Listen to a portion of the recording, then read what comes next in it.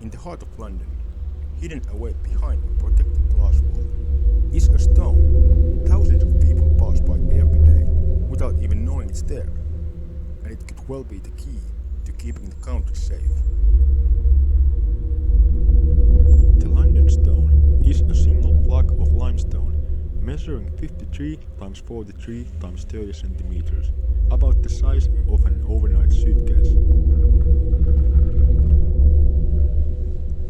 For years, the stone was located behind an iron grille in the wall of a nearby 1960s office block, but when the building was due to be demolished, the stone temporarily relocated to the Museum of London. Before that, it formed part of the St Swithin's church, and even earlier than that stood alone on the same road. Now it's housed in a custom-made feature in the wall of Cannon Street in London, easily viewable by anyone walking past. With written references going back to the 1500s, the London Stone is believed to have existed for centuries before that. In a list of properties belonging to Canterbury Cathedral, there is an entry from around 1100 that refers to a property given to the cathedral by a man named Ailwyn at London Stone, or Ailwyn at London Stone. In 1183, there is a further reference to Henry, son of Ailwyn of London Stone, who became Lord Mayor of London.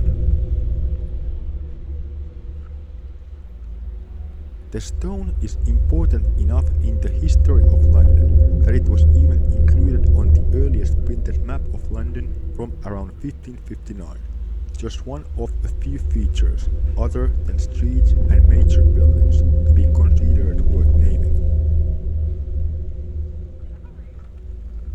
Around this time, there was more to the stone, at least physically. It stood 3 feet high, 2 feet wide, and a foot thick, and that was only the parts of it visible above ground. But despite these early references and the later evidence of its existence, no one really knows when the stone first appeared or what its purpose was. In 1450, when Jack Cade, the leader of a rebellion against Henry V's corrupt government, entered the city of London, he apparently struck the stone with his sword, claiming to be the lord of the city. No one knows why Cade chose to do this. No one had ever done anything similar previously, but the event is dramatized in Shakespeare's Henry V's Part 2.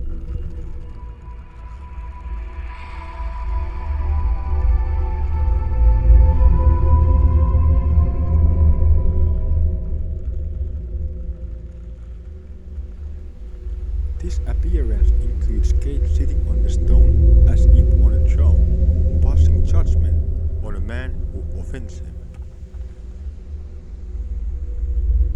There are said to be 2 indentations on the top of the stone, which some believe to have been made by Cade's sword.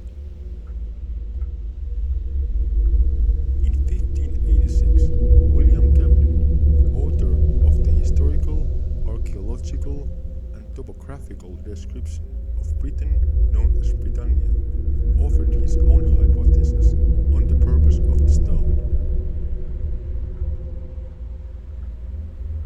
He believed it was a Roman millenarium, the central milestone from which distances in Britain were measured.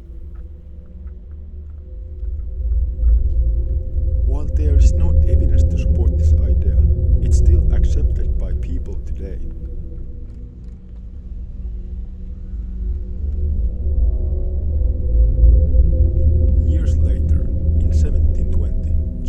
Suggested his own purpose for the stone, that it was an object or monument of heathen worship erected by the Druids.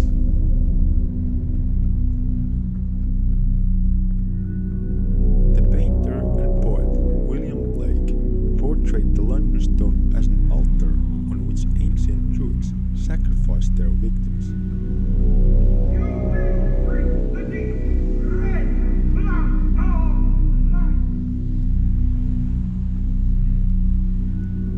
One suggestion for the origins of the stone is that it was once part of a stone circle.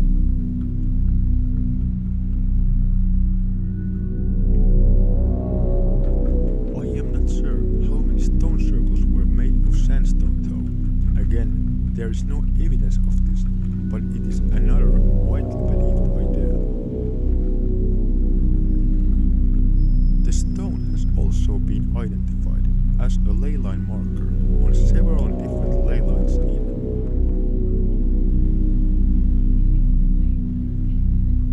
some fear that the stone's removal from its original location has violated the integrity of the sacred geometry of the city. By the end of the 18th century, the idea that the stone was directly linked to the well-being of London itself began to take roots. This may have been based on the idea of the statue of Pallas Athene that was said to protect the city of Troy.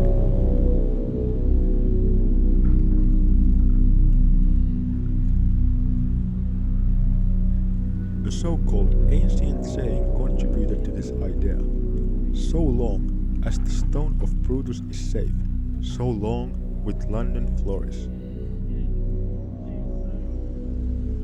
The saying is part of a supposed legend that Brutus of Troy, who first founded London, brought the stone with him from Troy and erected it as an altar to Diana.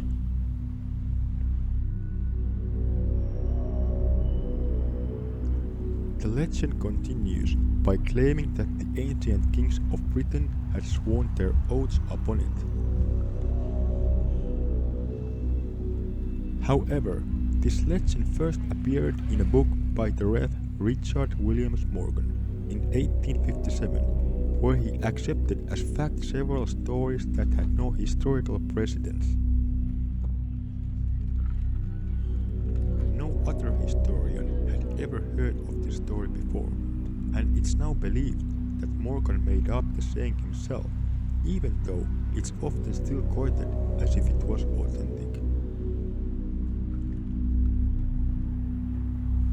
There are two additional, very recent legends surrounding the stone.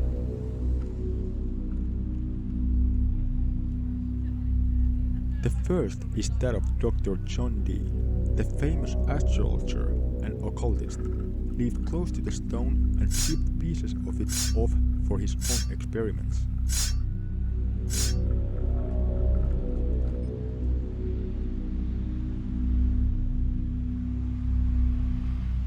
The second legend is that the stone is the same one from which King Arthur pulled the sword that made him king.